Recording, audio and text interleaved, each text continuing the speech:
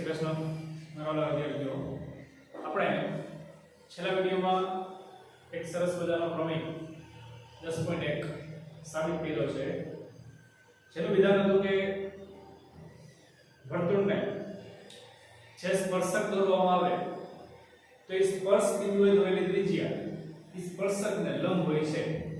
આવું વિધાન હતું, જેની સાબિતી વિશે પણ આપણે લાસ્ટ વિડિયોમાં ભણી ગયા છીએ. આશા રાખું છું કે તમે મોઢે યાદ કરી લીધો હશે. આ ઝડપથી તો નહીં કર્યો પણ યાદ કરવો ફરજિયાત છે. તો જેમ મને ઝડપથી યાદ કરજો. અને થિયરિકલ છે એટલે યાદ રાખવું પણ સરળતા રહેશે. આ ગાણિતિક હોય તો રોજ પ્રશ્ન રહે, ઘણા ગાણિતિક સ્ટેપ છે ઝડપથી યાદ રહેતો હોય, ઘણા થિયરી હોય ને તો ઝડપથી યાદ રહે, પણ સમજીને લખો આપણે. બરોબર? ચલો આજે આપણે સ્વાધ્યાય 10.1 સ્ટાર્ટ કરીએ. તો સ્વાધ્યાય 10.1 માં હેતુલક્ષી ટાઈપના પ્રશ્નો છે. જેમાં પહેલો પ્રશ્ન આપેલો છે કે વર્તુળને કેટલા સ્પર્શક હોય? ચલો કોણ કહેશે વર્તુળને કેટલા સ્પર્શક હોય? તો એનો જવાબ આપણે લખીએ અસંખ્ય હોય. અસંખ્ય સ્પર્શક હોય. કોઈ પણ વર્તુળ લ્યો તમે, વર્તુળને બિંદુ કેટલા? તો અસંખ્ય. દરેક બિંદુમાં એક એક સ્પર્શક મળે. ચોક્કસ બિંદુ આપે ને તો એક જ મળે. એ ધ્યાન રાખજો ખાસ. વર્તુળને કેટલા? તો અસંખ્ય. આ ધ્યાન રાખવું ખાસ. તો વર્તુળને કેટલા સ્પર્શક હોય? તો કે અસંખ્ય. એમાં પ્રશ્નનો આપણે ઉમેરો કરવો હોય કે વર્તુળ પરના કોઈ બિંદુમાંથી વર્તુળને કેટલા સ્પર્શક મળે? તો એક જ મળે. એમણા આગળ તમને પોઈન્ટ બધા લખાઈ દઈશ. તો અહીંયા પહેલો પ્રશ્ન છે વર્તુળને કેટલા સ્પર્શક હોય? તો કે અસંખ્ય. બીજો પ્રશ્ન તમને ખાલી જગ્યા સ્વરૂપે આપેલો છે, જેમાં પહેલી ખાલી જગ્યા છે કે સ્પર્શક વર્તુળને ખાલી જગ્યા બિંદુમાં છેદે. કેટલા બિંદુમાં છેદે છે તેવો પ્રશ્ન છે. તો જવાબમાં શું આવશે? એક જ બિંદુમાં છેદે, અથવા અનન્ય એવો શબ્દ પણ લખી શકો તમે. એક અને માત્ર એક બિંદુમાં છેદે એવો પણ શબ્દ લખી શકાય. આ બધા સમાનાર્થી શબ્દો છે. એક બિંદુમાં છેદે છે, અનન્ય બિંદુમાં છેદે છે, એક અને માત્ર એક બિંદુમાં છેદે છે. આ બધા આના જવાબ છે. બીજી ખાલી જગ્યા છે કે વર્તુળને બે બિંદુમાં છેદતી રેખાને ખાલી જગ્યા કહે છે.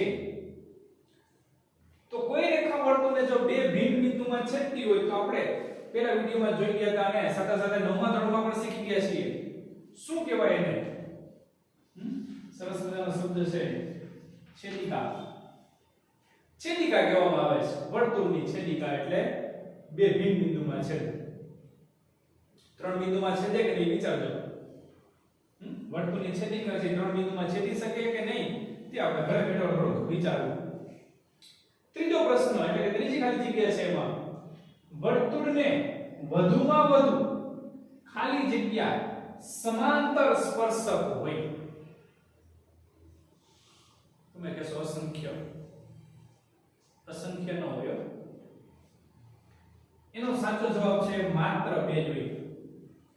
સામ સામે તમે આકૃતિ કોઈ પણ દોરો, જે એક સિમ્પલ આકૃતિ દોરો, આ બિંદુ લો તો અહીંયામાંથી પસાર થતી જે સમાંતર રેખા છે અને એક સ્પર્શક દોર્યો હોય તો એને સમાંતર અહીંયા મળશે. કેટલા છે? બે. આમ લીધું એટલે આમ મળશે મને. આમ લીધું એટલે આમ મળશે. તો કેટલા સ્પર્શક બન્યા? બે. તો વર્તુળને વધુમાં વધુ બે સમાંતર. હવે ત્રીજું મળશે આમ કે આગળ તો એ સ્પર્શક નહીં હોય, રેખા હશે. કઈ બહારના ભાગમાં હશે, કઈ છેદિકા હશે. એવી રીતના હશે. સ્પર્શક કેટલા વધુ? બે. પણ આ સંકલન થતા હોય એવા કે સમાંતર સ્પર્શક હોય. તો ત્યારબાદ ચોથી ખાલી જગ્યા છે વર્તુળ અને સ્પર્શકના સામાન્ય બિંદુને ખાલી જગ્યા કહે છે. આ વ્યાખ્યા આપણે આવી ગઈ. શું કહેવાય? તો કે તે બિંદુ એટલે આપણા માટે થશે સ્પર્શ બિંદુ. વર્તુળ અને સ્પર્શકના સામાન્ય બિંદુને આપણે કીધું છે સ્પર્શ બિંદુ. આ વ્યાખ્યા અગાઉ લખેલી છે આપણે. ઈ જ જવાબ છે તો આ ખાલી જગ્યાઓ પણ આપણે આવડવી જોઈએ સમજીને એમ ચલો ત્યારબાદ ત્રીજો પ્રશ્ન એમાં આપેલો છે દાખલો છે એમ જોવા જાવ તો એની રકમ તમને આપેલી છે રકમ સમજવાની ખાસ કારણ કે આકૃતિ તમારે દોરવાની આવશે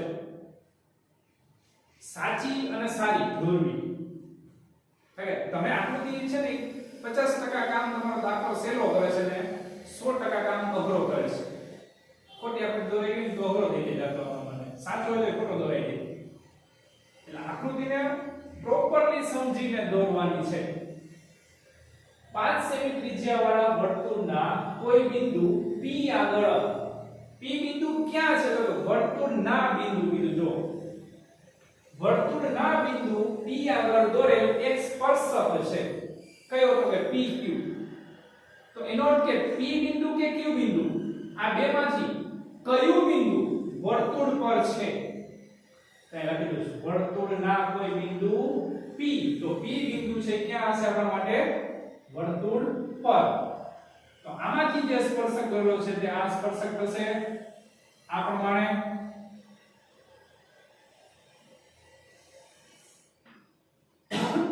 આ બિંદુ છે P અને અહીંયા લઈએ આપણે Q બિંદુ તો આ સ્પર્શક PQ થઈ ગયો આપણા માટે હવે આગળ કીધું છે કે કેન્દ્ર O તો આ વર્તુળ જે દોરેલું છે એનું કેન્દ્ર કયું હશે કે O બિંદુ તો અહીંયા લઈએ આપણે O બિંદુ માંથી પસાર થતી રેખાને Q બિંદુએ છેદે છે તો કે આમાંથી પસાર થતી રેખા એ કયા બિંદુમાં છેદે છે તો કે Q બિંદુમાં છેદે છે એટલે અહીંયા છેદે છે આમ થાય આમ લંબાવી તો લંબાવવાનું છૂટ તમારે પણ આપણે લંબાવી નથી આટલી રાખીએ તો Q બિંદુમાં છેદે છે હવે માપ આપેલા છે જો OQ બરાબર 12 સેન્ટીમીટર એટલે કે આ માપ આપેલું છે આપણને અહીંયાથી અહીંયા સુધીનું માપ 12 સેન્ટીમીટર છે PQ ની લંબાઈ શોધવાની છે એટલે કે આ માપ શોધવાનું છે કેમ મળે શક્ય છે કઈ એક માપ આપ્યું છે એક માપ મળે હજી એક માપ આપેલું છે ત્રિજ્યા 5 સેન્ટીમીટર છે તો આ ત્રિજ્યા થઈ આ 5 સેન્ટીમીટર લઈ લો તો આ 7 થયું ચાલો તો એ કેમ મળે PQ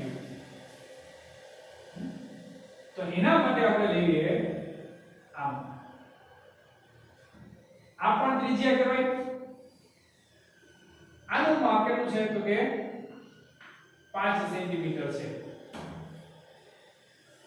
હવે કેમ શોધવું તો કે તમને આ આકૃતિમાં લાગતું હશે પણ એ સાચું છે જે વિચાર્યું એ આકૃતિમાં જે દેખાય છે એ સાચું છે કે નહીં કયો ત્રિકોણ બન્યો તો વિચાર કર્યો તમે કયો ત્રિકોણ બન્યો પણ સાચો છે એ તો કે 100% સાચું છે પણ એના માટે ગુણધર્મ યાદ હોવો જોઈએ કયો ગુણધર્મ હમણાં પ્રમેય શીખી ગયા આપણે જે લાસ્ટ વિડિયોમાં તે 10.1 કે સ્પર્શ બિંદુએ દોરેલી ત્રિજ્યા ઈ સ્પર્શકને લંબ હોય છે તો સ્પર્શક કયો છે આ રેખા PQ રેખા છે તો P બિંદુ આગળ ઈ ત્રિજ્યા શું થશે તો કે લંબ થશે તો હવે આટલું ત્રિકોણ થઈ ગયું ઠીક છે હવે તમે દાખલો ગણી શકો છો તો કે આપણે સરસ મજાનું ત્રિપુટી યાદ તો લખી શકે જો 5 12 તો શું જવાબ આવે સાચું ને ખોટો જવાબ છે 5 12 13 ના કેમ ન થાય કારણ કે 5 12 13 માં 13 કર્ણ હોવો જોઈએ અહીંયા 12 કર્ણ છે જો તો ન ચાલે આ કર્ણ છે કાટખૂણાની સામેની બાજુ કર્ણ કહેવાય તો હવે આની ગણતરી આપણે લઈએ મિત્રો અહીંયા કે આકૃતિમાં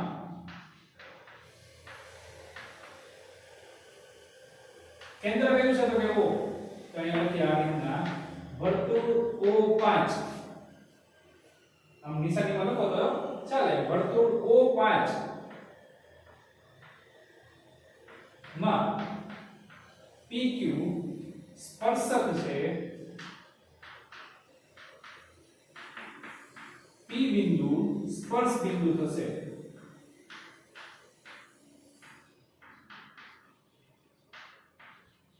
P બિંદુ કેવું થઈ જશે તો કે સ્પર્શ બિંદુ છે OP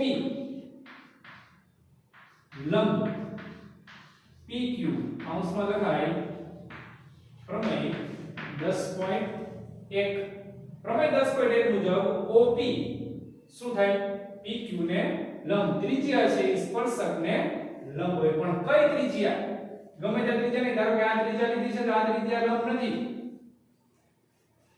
કારણ કે સ્પર્શક તો આ છે તો આ ત્રિજ્યા કેમ લંબ થાય સ્પર્શ બિંદુએ દોરેલી ત્રિજ્યા સ્પર્શકને લંબ છે તો P બિંદુ છે એ સ્પર્શ બિંદુ છે કેન્દ્રમાંથી એ સ્પર્શ બિંદુને જોડતો રેખાખંડ ત્રિજ્યા થાય તો OP લંબ PQ બીજા ભાગ તમને અહીં આપેલા છે કે OQ બરાબર 12 સેન્ટીમીટર OP એટલે ત્રિજ્યા છે જેનું માપ છે 5 સેન્ટીમીટર તથા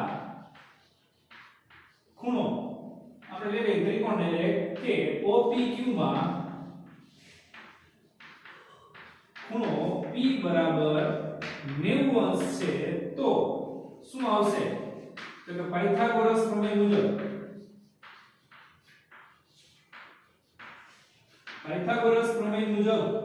શું આવે તો બે બાજુના વર્ગનો સરવાળો કોણના વર્ગ જેટલો થાય છે તો આમ લખાય કે OP square plus PQ square બરાબર OQ એનો સ્ક્વેર તો પાયથાગોરસ પ્રમેય મુજબ થયું કાટખૂણો સમાવતી બે બાજુના વર્ગનો સરવાળો કર્ણના વર્ગ જેટલો થાય તો OP એટલે છે કેટલું તો કે 5 અહીંયા હશે 5 નો વર્ગ PQ શોધવાનું છે એટલે PQ સ્ક્વેર બરાબર OQ આપેલું છે આપણને 12 એનો વર્ગ 5 નો વર્ગ 25 છે બીજી બાજુ જાય તો માઈનસ થઈ જાય એટલે અહીંયા આવશે PQ સ્ક્વેર બરાબર 12 નો વર્ગ 144 ઓછા આવશે 25 તો બાદબાકી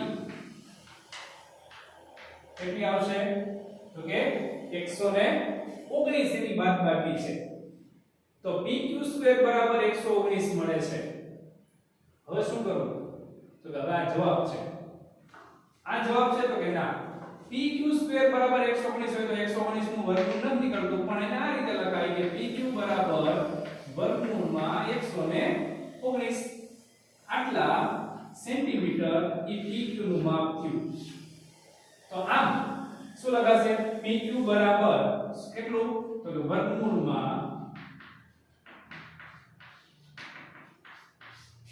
119 સેન્ટીમીટર થાય તો આમ એનો સાચો જવાબ મળી ગયો આપણને તો આ 2 માર્કમાં આવી શકે ગણતરી આખી આ ગણતરી જે છે તે કેટલા માર્કમાં આવી શકે છે તો કે 2 માર્કમાં સરસ લખી લો સમજાઈ ગયું હોય તો આગળ હવે દાખલો આપણે જોઈએ દાખલા નંબર 4 એમાં સ્વાધ્યાય 10.1 નો મિત્રો તમને આપેલો છે કે થોડીક રકમ એમાં સમજાવી નથી પણ મેં થોડીક સમજાવી રીતના જો લખેલી છે અહીંયા વર્તુળના સમતલમાં એક રેખા આવેલી છે હવે આ રેખાને સમાંતર બે રેખા દોરો જે પૈકી એક છેદિકા હોય અને એક સ્પર્શક હોય એમાં થોડીક રકમ અલગ પ્રકારની તમને આપેલી છે પણ એને આપણે સરળતાપૂર્વક આ રીતના લખેલી છે વર્તુળના સમતલમાં એક રેખા આવેલી છે આ વર્તુળ દોરેલું છે ઈ જે સમતલમાં છે એમાં એક રેખા દોરેલી છે આ તમે ગમે દોરો એટલે કે ગમે તે રીતે દોરો આ ત્રાસી દોરો છો તમે સીધી દોરો છો ઉપર દોરો છો ગમે ત્યાં દોરી શકો છો વર્તુળના સમતલમાં એક રેખા તમને આપી દીધી છે આ રેખાને સમાંતર બે રેખા દોરવાની છે આ રેખાને સમાંતર હોય ને એવી અસંખ્ય હું રેખા દોરી શકું છું કેટલી અસંખ્ય રેખા એમાંથી બે દોરવાની છે પણ કેવી બે દોરવાની છે એની વિશેષતા આપી દીધી છે કે એક છે છેદિકા હોવી જોઈએ અને એક સ્પર્શક હોવી જોઈએ બે નામ ખબર પડી ગયા આપણને તો આને સમાંતર એવી એક છેદિકા દોરવાની છે ને આપણે સ્પર્શક દોરવાનો છે તો ધારો કે પહેલા આપણે છેદિકા લઈએ અને સમાંતર હોય આને તો આ છેદિકા થઈ ગઈ આ બે સમાંતર છે ઈ પાલન થવું જોઈએ અને છેદિકા ઘણી બધી દોરી શકો તમે આને પણ કેવી છેદિકા કીધી છે આને સમાંતર એવી હવે એ છેદિકા તમે ગમે દોરી શકો છો આપણે અહીંયા દોરેલી છે એવી રીતના હજી એક રેખા આપેલી રેખાને સમાંતર એવી દોરવાની છે, પણ એ શું હોવું જોઈએ? તેનો હવે સ્પર્શક હોવો જોઈએ. છેદિકા દોરાઈ ગઈ, હવે સ્પર્શક જોઈશે. તો સ્પર્શક સમાંતર એવી રીતે દોરી આપણે. અહીંયા બિંદુમાંથી પસાર થાય અને આપેલી રેખાને સમાંતર હોય એવી રીતે દોરીએ તો આ બીજી રેખા થઈ કે જે આપેલી રેખાને સમાંતર છે અને વર્તુળનો સ્પર્શક છે. નામ આપી દઈએ. ધારો કે આને આપણે L1 કહીએ, આ L2 કહીએ અને આને L3 કહીએ. તો અહીંયા જવાબમાં જો તમારે લખવું તો લખી શકાય કે આકૃતિમાં આ વર્તુળ છે જેનું કેન્દ્ર આપણે O લઈએ, તો વર્તુળ OR ના સમતલમાં રેખા L1 છે. વર્તુળ OR ના સમતલમાં રેખા L1 છે. L2 અને L3 રેખાઓ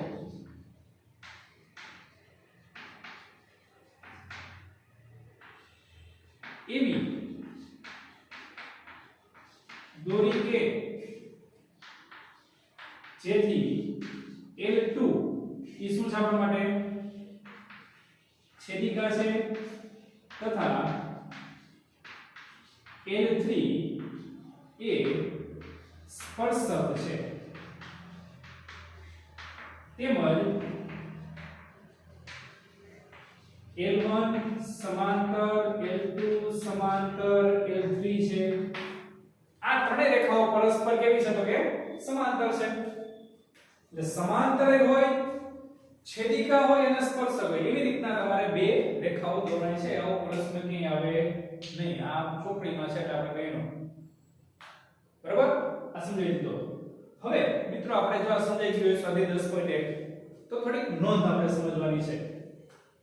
નોંધ સ્પર્શકના સંદર્ભમાં જ આપણે બધી આવશે. હવે તો નોંધ માટેનું જે વિધાન છે તે સમજીએ કે સમતલના કોઈ બિંદુમાંથી વર્તુળના સ્પર્શકોની સંખ્યા માટે ત્રણ શક્યતાઓ છે. પ્રશ્ન થાય સમતલના કોઈ બિંદુ એટલે? તો ફરી પાછું તમને યાદ દેવડાવું છું.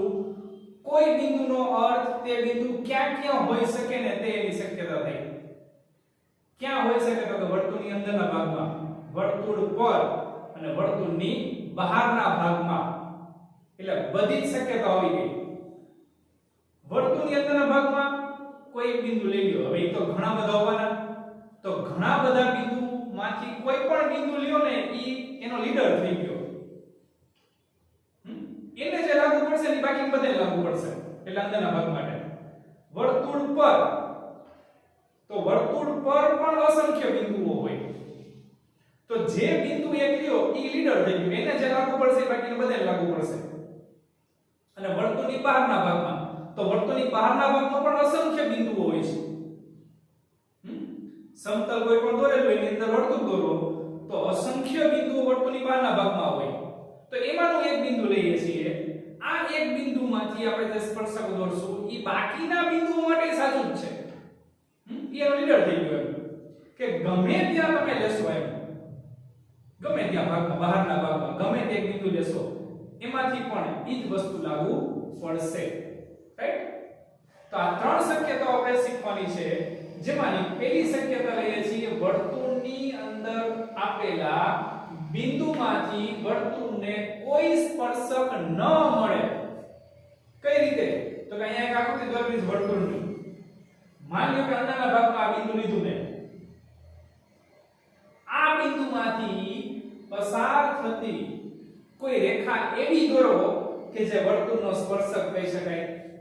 મળશે? કોઈ સંજોગોએ મળશે કે ના? કેમ?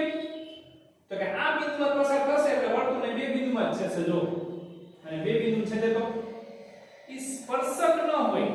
શું હોય? છેદિકા. એટલે કીધું છે કે વર્તુળની અંદર કોઈ પણ જગ્યાએ તમને બિંદુ આપેલું હોય તો આપેલા બિંદુમાંથી વર્તુળને કોઈ સ્પર્શક ન મળે. આપેલો પોઈન્ટ પહેલી શક્યતા થઈ ગઈ. હવે ગમે ત્યાં પણ લેવો અંદરના ભાગમાં ગમે તે બિંદુ લેશો અંદરના ભાગમાં તમને ઈ બિંદુમાંથી પસાર થતો સ્પર્શક મળી શકશે તો કે ના. આપેલા વર્તુળનો તમે યાદ પડે. સમજી ગયો પેલો પોઈન્ટ? ચાલો બીજો જોઈએ. વર્તુળ પરના બિંદુએ વર્તુળને અનન્ય સ્પર્શક મળે છે. વર્તુળ પરના બિંદુની જો આપણે વાત કરતા હોઈએ તો વર્તુળ પર અસંખ્ય બિંદુઓ હોય. તો અસંખ્યમાંથી કોની વાત કરવાની છે? તો આપણે એક બિંદુની વાત કરીએ. ચાલો અહીંયા આ બિંદુ છે. આ બિંદુમાંથી પસાર થાય એવા કેટલા સ્પર્શક મળે? તો કે એક જ મળે. તો વર્તુળ પરના બિંદુએ વર્તુળને અનન્ય સ્પર્શક મળે. અનન્ય એટલે એક અને માત્ર એક જ મળે, બીજો મળે જ નહીં. હવે જે આ બિંદુ માટે લાગુ પડે એ વર્તુળ પરના કોઈ પણ બિંદુ માટે લાગુ પડે. એમને કીધું હતું કે એક બિંદુ માટે જે લાગુ પડશે તે વર્તુળ પરના કોઈ પણ બિંદુ માટે, કારણ કે બિંદુ તો આપણે એક જ નથી. વર્તુળ પરના કોઈ પણ બિંદુ માટે જો આપણે વાત કરીએ છીએ તો અનન્ય સ્પર્શક જ મળે. વર્તુળની અંદર તો એક નહીં, વર્તુળ પર તો એક. હવે ત્રીજી શક્યતા છે. ક્યાં? તો વર્તુળની બહાર. હવે ક્યાં લેવું? વર્તુળ પર તો આપણે મર્યાદિત હતું, અહીંયા આ વર્તુળાકાર બહાર. પણ વર્તુળની બહાર ક્યાં લેવું? તો વર્તુળની બહાર પણ તમે ધારો ત્યાં લઈ શકો છો. માની લો કે આ જગ્યાએ લીધું છે, આ વર્તુળની બહારનું બિંદુ છે. આ બિંદુમાંથી વર્તુળને સ્પર્શક દોરવા છે તો કેમ મળે? તો કે આ બિંદુમાંથી પસાર થતી રેખા તો ઘણી બધી છે, પણ એવી રેખા કે જે આ વર્તુળને એક અને માત્ર એક જ બિંદુમાં છેદે, તો એવી રેખા જો જોઈએ તો આ એક રેખા મળી કે જે વર્તુળને કેટલા બિંદુમાં છેદે છે? તો કે એક અને માત્ર એક જ બિંદુમાં. તો આ થઈ ગયો એનો સ્પર્શક. એમ કહેવાય એક મળે છે? ના, છે હજી. ધારો કે આમ લઈએ આપણે,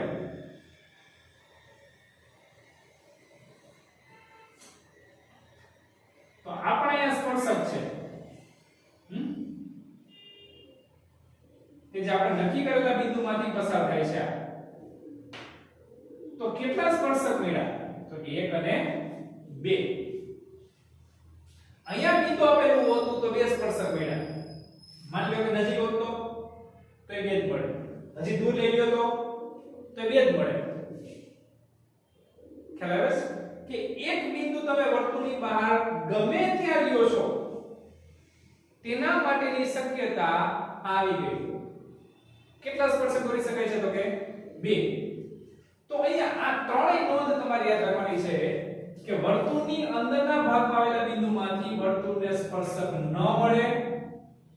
વર્તુળ પરના બિંદુએ વર્તુળને અનન્ય સ્પર્શક મળે અને વર્તુળની બહારના બિંદુમાંથી વર્તુળને 2 સ્પર્શક મળે છે. કોઈ પણ જગ્યાએ લેશો બિંદુ તમે આ જગ્યાએ લીધું, આ લેશો, આ તો ધારો કે તમે અહીંયા લીધું છે બિંદુ, તો પણ આમ 2 સ્પર્શક આવે. આમ 2 સ્પર્શક એમાં તમે દોરી શકો. બહુ નજીક લ્યો તો પણ 2 જ આવે. જોવા નજીકમાં નજીક લ્યો કે દૂરમાં દૂર લ્યો છો, મળે છે કેટલા સ્પર્શક? 2. ક્યારે? વર્તુળની બહારના ભાગમાં આવેલા બિંદુમાંથી. આ ત્રણેય શક્યતા તમારા માટે કામની છે. યાદ રાખ્યું છે બધાને? આ નોંધ તમે છે તમારા નોટબુકમાં લખી લેજો વ્યવસ્થિત અક્ષરોમાં અને યાદ રાખજો. રાઈટ? મજા આવી આજે? તો ફરી પાછા જ્યારે આપણે નવા વિડિયો મળશું ત્યારે એક સરસ મજાનો આપણે અગત્યનો પ્રમેય ફરી પાછો આપણે સાબિત કરવાનો છે જે આના પર આધારિત છે. તો યાદ રાખજો. બરાબર? ચલો, જય હિન્દ, જય ભારત.